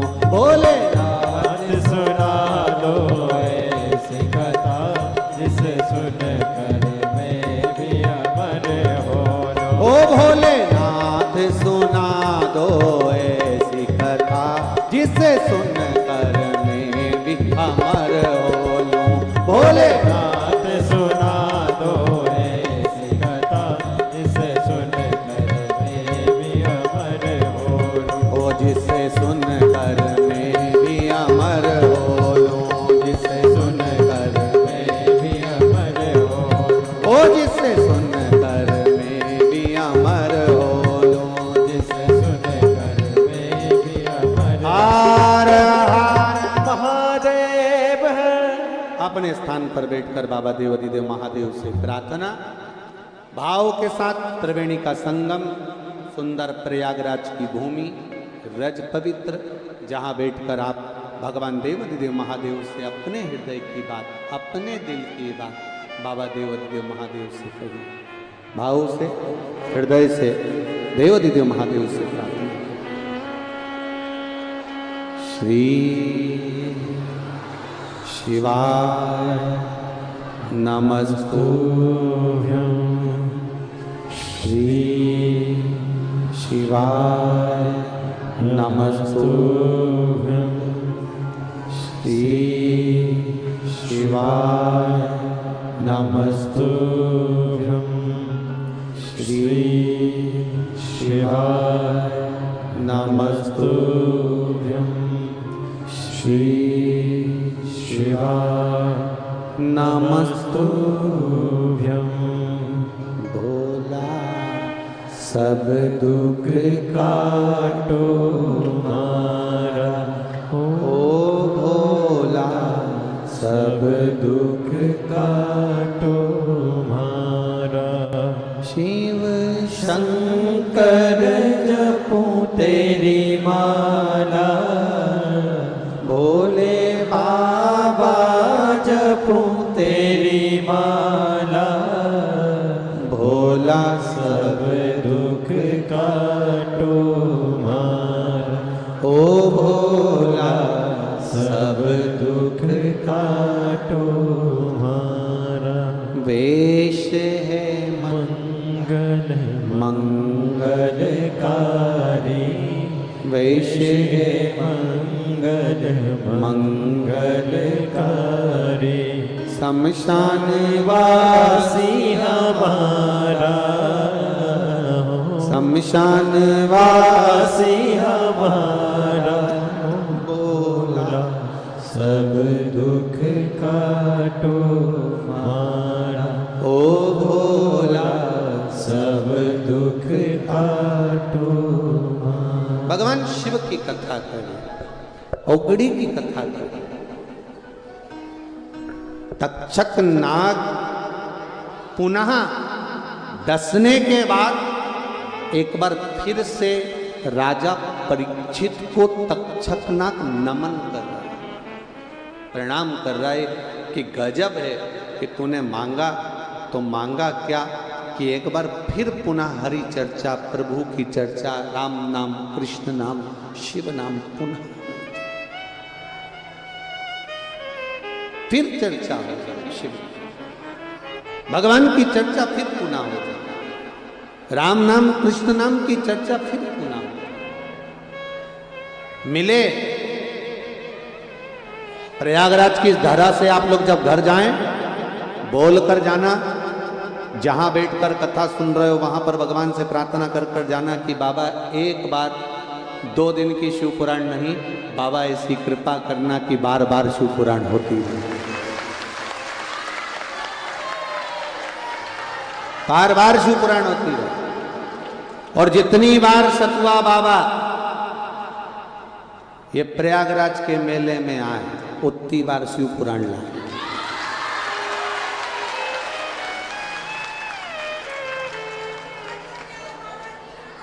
जय हो जय हो। बोल रही सतुआ बाबा को हमारी उम्र लग जाए ढेर सारी बाबा। तो ये जितनी बार बाबा कृपा करे, जितनी बार शिव कृपा हो, जितनी बार माँ गंगा की कृपा हो, त्रिवेणी की जितनी बार कृपा हो, जितनी बार मेरा हनुमान जी महाराज आराम से लेट कर शिव महापुराण की कथा को सुन रहे हो, जितनी बार उनका एक आनंद हो, वैसा सुख हमारे जीवन को प्राप्त हो। जय हो। तो ये सुख मिले हमको, ये एक आनंद की बात है। ये हम तो बस इतना ही कहेंगे कि भगवान से प्रार्थना इसी तरह की करना कि जब मिले तब बारंबार मिले, थोड़ा नहीं अधिकता में मिले, भगवान की कृपा में। शिव कथा शिव महापुराण कहती है तक्षक नाग और परीक्षित दोनों आमने सामने, तक्षक नाग भी सामने, परीक्षित भी सामने, दोनों। अब परीक्षित के प्राण छूट गए। तक्षक नाग की आंखों में अश्रु थे। ये कथा आपने श्रीमद् भागवत कथा तक श्रवण करी होगी कि परीक्षित चले गए, जन्मेजय ने सर्प यज्ञ किया, सर्पों की आहुतियां दी, सर्प यज्ञ चलता रहा। ये सब कथा आपने श्रवण करी होगी, सब सुना। अब जो शिव महापुराण में तक्षेश्वर महादेव का जो वर्णन किया गया है, ये कथा अब चालू की है। रोया तक्षकनाग। स्कंद पुराण में तक्षेश्वर महादेव की कथा है। शिव महापुराण में तक्षेश्वर महादेव की कथा है। रोया।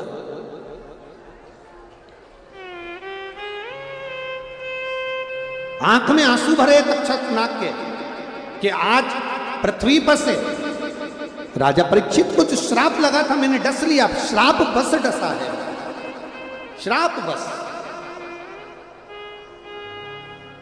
सर्प सांप कभी तुम्हारा बुरा नहीं करता। सांप को भगवान ने भय दिया, शेर को भगवान ने आलस दिया,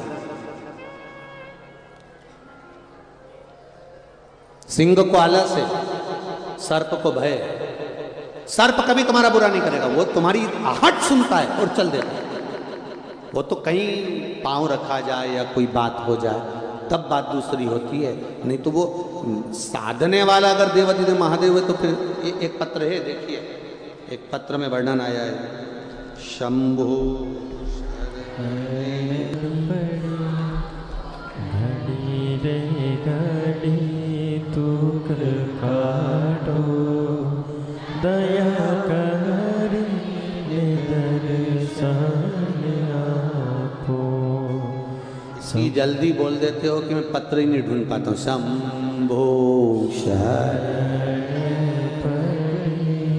मांगू घड़ी रे घड़ी दुख काटो दया करी दर्शन आपो। शिव कथा कह रही है।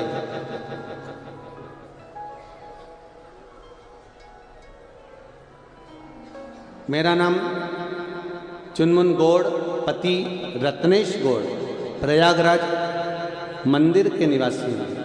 कहीं बैठे हों तो हाथ लगाएं। आप ही श्री शिवाय नमस्ते। गुरुजी, मेरी शादी को 9 साल हो गए थे। 9 वर्ष से संतान नहीं थी गुरुदेव। सभी लोग अपशब्द कहते थे, डॉक्टरों को भी दिखाया पर कोई संतान का सुख नहीं हुआ। फिर IVF करवाया, उससे भी संतान का सुख नहीं हुआ। मोहल्ले के लोग, परिवार के लोग शब्दों के बांध कहते, बांध तक कह देते। 2019 में पहली बार आपके मुख से किसी ने कहा तो शिव महापुराण की कथा सुनी। फिर क्या बखान करूं गुरुदेव। आपने जो शिव महिमा का वर्णन किया था, 9 वर्ष तक जब मेरे को संतान नहीं हुई, मेरा रजो धर्म आना बंद हो गया था। मुझे रजो धर्म भी नहीं आता था। डॉक्टरों का खूब इलाज करवाया पर रजो धर्म भी नहीं आया। पहली बार सफेद आंकड़े का प्रयोग आपने कहा था कि रजो धर्म के 7वें दिन करना। जब रजो धर्म ही नहीं आए तो 7वें दिन कैसे करो। फिर भी मैंने भी भगवान को शिव मंदिर में चली गई आपकी कथा सुनकर। शिव जी को 1 लोटा जल चढ़ाया, बेलपत्र चढ़ाया, बाबा से कहा मेरा रजो धर्म बंद है तो संतान हो नहीं सकती। IVF करवाया, पुत्र संतान की प्राप्ति नहीं। 9 साल हो गए, डॉक्टर ने भी मना कर दिया तुम्हें औलाद नहीं होगी। हार कर नहीं बैठ सकती। सियोर वाला महाराज टीवी पर छाती ठोक कर कहता है कि शिव पर छोड़ दो। आज मैं जल चढ़ाऊंगी, बेलपत्र भी लेकर जाऊंगी और मुझे विश्वास है मेरा रजो धर्म आएगा जो गया 5 साल हो गए। जल पिया, बेलपत्र खाई, घर आई और रजो धर्म आ गया।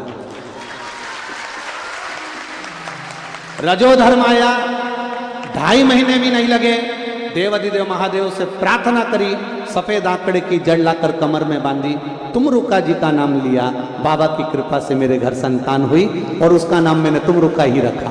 ये शिव कृपा है। बैठिए बहन। श्री शिवाय नमस्ते। मैंने बच्चे का नाम भी तुमरुका ही रखा, ये शिव की कृपा से, शंकर की उदारता से। शिव बिना कुछ नहीं, शिव के बिना शंकर है तो सब है महाराज, सब कुछ। एक पत्र इसमें मिल नहीं रहा। कोई बच्चा 1 महीने का था और 1 महीने का बच्चा,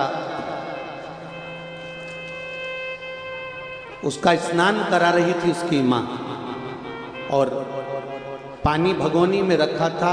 स्नान कराने के लिए कोई दूसरा ले गया उस बच्चे को। आप ही ने लिखा था? हाँ, वो पत्र में ढूंढ नहीं पा रहा हूँ। तो बच्चे को स्नान कराने के लिए कोई दूसरा ले गया। उसको लगा भगोनी में ठंडा पानी, उकलता हुआ पानी उस बच्चे पर डाल दिया। 1 महीने का बच्चा, अब उकलता हुआ पानी डाल दिया। तो इसके घर का कोई व्यक्ति शिव महापुराण की कथा श्रवण करता था, ऐसा ही है ना पत्र में, शिव महापुराण की कथा सुनता था। उस बच्चे को सीधे शंकर के मंदिर ले गए और जो शिव जी के ऊपर जलाधारी में जो जल था वो उंडेल दिया, हाथ में झेल कर बच्चे के ऊपर पूरा ठंडा पानी डाल दिया और बेलपत्री का चूरा कर कर वो उस बच्चे को लपेट दिया। एक शरीर में छाला नहीं आया, बच्चा 3 घंटे बाद ठीक हो गया। शिव तत्व है शंकर। ओ घड़ी बैठिए बहन, शिव की महिमा का क्या बखान है। शिव तत्व। डॉक्टर के पास लेकर गए, डॉक्टर ने कहा इतना गर्म पानी से बच्चा जला है 1 महीने का, तो शरीर पर छाले बहुत आएंगे, मलहम लगाओ। मलहम भी दिया, वो भी लगाया। गुरुदेव बाबा की कृपा ऐसी थी, उसके शरीर पर एक छाला नहीं आया। ये शिव है, ये शंकर। 1 महीने का बच्चा, उसकी खाल कैसी होगी, कितनी नम्र खाल होगी 1 महीने के बच्चे की, कितनी। शिव तत्व महाराज। हम फिर कहेंगे ढोंग प्रपंच छल छिद्र की ओर ना जाकर, अगर कहीं जाने का मन करे तो किसी शिवालय में जो तुम्हारे घर के पास हो, ऐसे शंकर के मंदिर में जाकर बैठ जाओ तो सुन। बारिश का पानी जमीन पर गिरता है, नाली में जाता है, गटर में जाता है, नदी नाले तालाब सरोवर में जाता है, फिर वो समुद्र में जाता है। जैसे बारिश का पानी गिरा हुआ समुद्र तक पहुंच जाता है, उसी तरह शिव जी पे चढ़ा हुआ 1 लोटा जल मेरे महादेव तक पहुंच जाता है। निश्चित उसके तक पहुंचे, उसके करीब तक पहुंचे। तक्षक रो रहा है, तक्षक की आंख में जल भरा हुआ है, रो रहा है, नेत्रों से नीर बह रहा है तक्षक नाथ, आंखों में आंसू भरा हुआ है तक्षक नाथ के, रो रहा, बिलख रहा, रोता हुआ। कहां जाऊं मैं? जन्मेजय सर्प यज्ञ कर रहे हैं, मेरी आहुति डलने वाली है, किस जगह पर जाऊं मैं? वो तक्षक नाग रोता हुआ कारकोट सांप के पास में पहुंचा। पूरी दुनिया का एक सांप ऐसा होता है, कारकोट सांप। दूसरे सांप डसते हैं तो लोग मरते हैं, कारकोट सांप एक ऐसा सांप है जो डसता है तो शरीर सड़ता है, बदबू मारता है, कीड़े पड़ते हैं और शरीर में से मांस गल गल के गिरता है, फोड़े फपोले हो जाते हैं, मरने के लिए भी तरसता है तो मृत्यु नहीं आती। वो कारकोट सांप, दुनिया का सबसे जहरीला सांप कारकोट।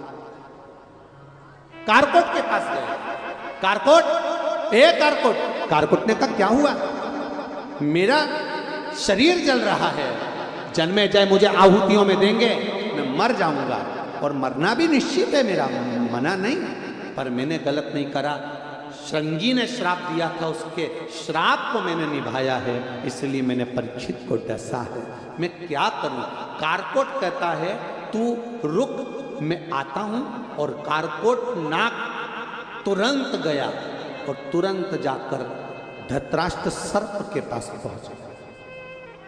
कौन सा सांप है? जम के बोलो जरा। धृतराष्ट्र सांप के पास पहुंचा और धृतराष्ट्र सांप से कहा, ए धृतराष्ट्र सर्प, बता वो तक्षक नाग तड़प तड़प कर रो रहा है क्योंकि उसने परीक्षित को डसा और जन्मेजय उसको मार रहा है। बता धृतराष्ट्र सांप क्या करा जाए? धृतराष्ट्र सांप कौन था? जो गले में शंकर जी के सांप पड़ा होता है वासुकी नाग, उसका बड़ा बेटे का नाम है धृतराष्ट्र सांप। वासुकी नाग का बड़ा बेटा जो शिव जी के गले में सांप पड़ा है वासुकी, उसका बड़ा पुत्र है धृतराष्ट्र सांप, बड़ा पुत्र। धृतराष्ट्र ने कहा रुको।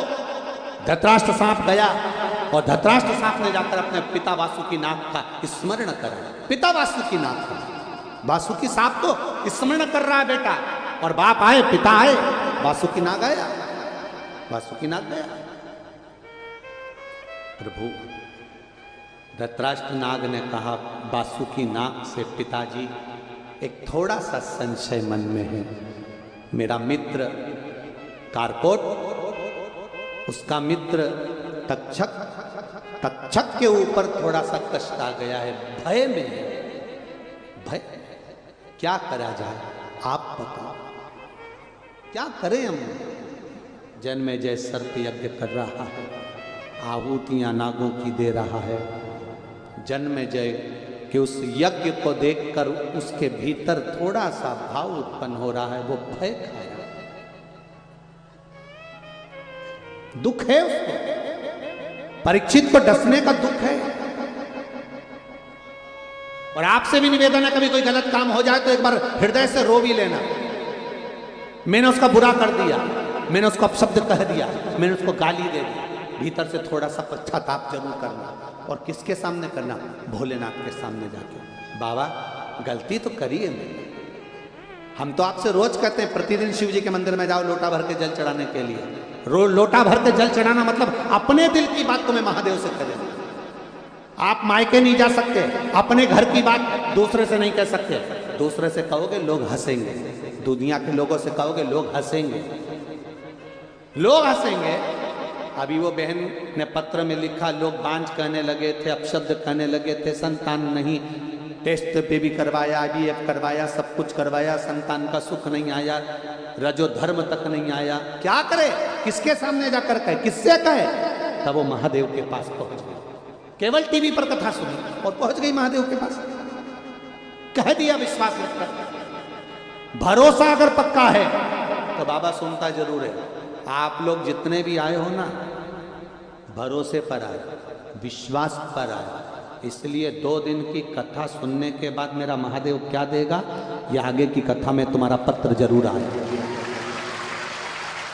तुम्हारा पत्र आगे की कथा में जरूर पहुंचेगा। महादेव क्या देता है, शिव क्या देता है, शंकर क्या। लोग कहेंगे अभी ये कथा अभी रात्रि को 10 बजे टीवी पर आ जाएगी, आस्था चैनल पर 10 बजे रात को आस्था चैनल पर चालू हो जाएगी।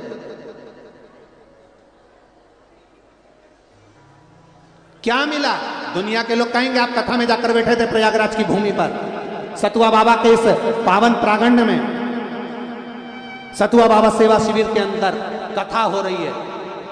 3 घंटा तुमने कथा को दिया है। बाबा ने तुमको क्या दिया? तुम इतना जरूर कह देना मैंने क्या दिया, बाबा ने क्या दिया, ये तो नहीं मालूम, पर इतना विश्वास जरूर कहता है कि गाय का जो गोबर नीचे गिरता है तो वो धूल लेकर उठता है, जो महादेव की कथा में बैठता है वो कुछ ना कुछ लेकर उठता जरूर। महादेव की कथा में बैठने वाला खाली नहीं जा सकता। केवल चोर चोरी करने आया था, अपना कपड़ा उतार कर त्रिशूल में लपेट कर जला कर दिख रहा था चोरी का सामान। इतने में महादेव प्रसन्न होकर कह देते, जा तू कुबेर की सिंहासन पर बैठ जा। कुबेर को कुर्सी से नीचे उठा दिया, चोर को कुबेर बना दिया। आज भी जिस कुबेर की पूजन होती है वो चोर है, उस चोर को कुबेर बनाया। असली कुबेर तो बेचारा इधर उधर घूम रहा। भगवान विष्णु के पास पहुंच गया। बाबा, भगवान विष्णु ने पूछा क्या हुआ? शंकर जी ने किसी चोर को कुर्सी पर बिठा दिया। भगवान विष्णु बोले उनके मामले में हम भी नहीं बोल सकते, उनके मामले में हम नहीं बोल सकते, क्योंकि एक बार उनको गुस्सा आ गया था तो उन्होंने यमराज को मार दिया था। यमराज की बेटी भी मर गई थी, मृत्यु देवी। केवल राजा श्वेत के चक्कर में यमराज के प्राण छूट गए थे, मौत भी मर गई। कभी आपने सुना कि यमराज मरा होगा? पर यमराज भी मर गया था। मृत्यु देवी जो दुनिया के सामने आती है, मृत्यु देवी वो भी मर गई थी, उसको मारने वाला कोई दूसरा नहीं, मेरा देवाधिदेव महादेव था। आखिरी में सूर्य नारायण भगवान रोते हुए आ गए नारायण के सामने, मेरा बेटा मर गया, पोती मर गई, कुछ तो कृपा करो। उनने तो केवल राजा श्वेत का अंतिम समय था इसलिए उसको लेने गए थे। शंकर भगवान ने कहा लेने गया था तो पहले मेरे घर में आया, पृथ्वी पर आया, बैकुंठ जाता तब बात दूसरी थी। बैकुंठ में भगवान विष्णु है, इंद्रलोक में इंद्र, ब्रह्मलोक में ब्रह्मा, पृथ्वी पर महादेव। मृत्यु लोक का देवता कौन है? महादेव। मेरा घर है पृथ्वी। आपके घर में कोई अंदर चले जाए और फ्रिज उठा के ले जाए, तुम ले जाने दोगे? इतने सीधे तो नहीं हो रहे प्रयाग वाले कि तुम ले जाने दोगे। खड़े नहीं हो जाओगे, ए कौन है रे, फ्रिज कैसे उठा लिया, वॉशिंग मशीन कैसे उठा ली? तो भगवान शंकर भी इतने सीधे तो नहीं है कि उनके घर में से कोई सामान लेके चले जाए और वो ले जाने दे। शंकर जी की इस पृथ्वी पर यमराज आया और राजा श्वेत को उठा कर ले जा रहा, और वो भी कहां से? शिव मंदिर में से। सूर्य नारायण बोले कि उनने तो नियम का पालन करा। शंकर भगवान बोले सारे नियम बाहर में रख दो, मेरे मंदिर के अंदर मौत कैसे आए, ये मुझे अच्छा नहीं लगा। अगली बार अगर यमराज नीचे आए तो पहले मुझसे पूछे कि कमलाबाई को ले जाऊं, और मेरा मन करे कि कमलाबाई को ले जाऊं तो ले जाऊं, और मुझसे पूछे फिर मैं कह दूं कि ये काम कर बिमला को ले जा, तो बिमला। मेरे से पूछे बगैर तू किसी को नहीं। अकाल मृत्यु वो मरे जो काम करे चंडाल का, काल उसका क्या बिगाड़े भक्त हो महाकाल का। कैसे ले जा सकता है? पढ़े यमराज को जीवित करिए। सूर्य नारायण भगवान ने विनती करी तब यमराज को जीवित करा, मृत्यु देवी को जीवित करा। भगवान विष्णु सामने खड़े थे, शंकर जी से पूछा आप बताओ क्या चाहते हो? शंकर भगवान बोले बस इतना चाहता हूँ, जो मेरा भजन करे, कीर्तन करे, स्मरण करे, उस समय पर काल उसके पास में ना घूमे, महाकाल घूमेगा और कोई ना घूमे। मैं घूमूं, कोई ना घूमे, किसी के घूमने की जरूरत नहीं है। बस यही शिव महापुराण की कथा कर रही है। धृतराष्ट्र ने अपने पिता वासुकीनाग से कहा पिताजी तक्षक नाग परेशान है, भय में है, बहुत कष्ट में है, आप कृपा कर दो। मैं कृपा? हाँ, क्या करना है बता। पिता ने पूछा बता। कहा बस इतनी कृपा कर दो कि वो भय से मुक्त हो जाए। भय से मुक्त शिव महापुराण क्या देती है? भय से मुक्त करती है आपको। आपको जब लगता है मेरा साथ कोई नहीं है, मेरे पास दुख बहुत आ गया, कष्ट बहुत आ गया, बीमारी आ गई, ये हो गया, तब तुम्हें शिव पुराण याद आती है। सीहोर वाला महाराज ने कहा था एक लोटा जल चढ़ा, एक बेलपत्री चढ़ा। बीमारी है, कोई चढ़ा के गया हो तो अपन उठा के खा लो। महाराज जी पहले के समय में निर्माल्य बहुत मिलता था, बेलपत्र मंदिरों में बहुत बड़ा मिलता था। आज के जमाने में बेलपत्री मंदिर में मिलती ही नहीं है। जो चढ़ाता है दूसरी इंतजार में बैठी रहती, तू जा और मैं खाऊं। ये भरोसा है, दृढ़ता, विश्वास, और जितना दृढ़ होगा उतना मिलेगा। धृतराष्ट्र नाग ने, सर्प ने कहा पिता वासुकी से, वो भय में। अगर दुनिया के लोग भय में आए तो पहले महादेव के पास चले आए। कोई प्रॉपर्टी का लफड़ा है, कोई केस है, कोई अदालत में चल रहा है, भय है, जाओ उस महादेव के पास। शिव मंदिर। वासुकी ने कहा तुम चिंता मत करो, मैं देवाधिदेव महादेव के कानों में जाकर कहूंगा। सबसे करीब में रहता ही था सांप वासुकीनाग, सबसे पास में मैं ही बैठा रहता था।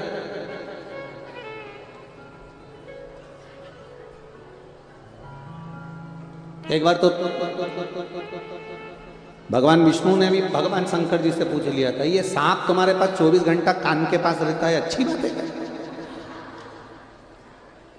भगवान विष्णु बोले नारियों में आदत रहती है, ये जब तक पूरे दुनिया भर की बात अपने कानों में नहीं डाल देना तब इस तक इसको रात को नींद नहीं आए, इसलिए मैंने इसको पास में रखा है कि मेरे पास तू आए मत। बात अच्छा, तुमसे निवेदन है, जितने बैठे हैं प्रयागराज में, मेरी जीजियाँ जितनी बैठी और जितने जीजा बैठे हैं, इन जीजाओं से निवेदन है तुम अपने कान के पास सांप मत रख लेना, नहीं तो ये भी कम नहीं है, पुंगी लेके आ जाए, इसका भरोसा नहीं है। तो मेरे जीजाओं से निवेदन है, प्रयागराज की है, साझ में समझना आओ, त्रिवेणी के घाट घाट का पानी पिया है, सहजता नहीं हो। एक बार वो भजन गाते थे ना, तुम चंदा बनो है, हम तारे बने आकाश में मिलेंगे ओ मेरे भोले नाथ। तो एक ने लाइन लिख के भेज दी थी अभी वो परवणी की कथा में, तुम सांप बनो हम पुंगी बने। तो ये बड़ा विचित्र है, लोग बहुत बड़े विचित्र विचित्र है, इनका क्या करें। वो बाद में नीचे लिखा पिटारे में मिलेंगे, पिटारे में क्यों मिलेंगे, और लिख के भेजा गुरुजी ये लाइन जरूर गाना। हमने कहा रहने दो ये लाइन, वो तो आज याद आ गई प्रयागराज की कथा में तो बोल दिया। अब शिव कथा कह रही है, वासुकी नाग ने जाकर भगवान शंकर के कानों के पास बैठ गए। आज बिल्कुल वासुकी नाग हिले तक नहीं है, एक जैसे बैठे, ना इधर जाए ना उधर जाए, एक जैसे।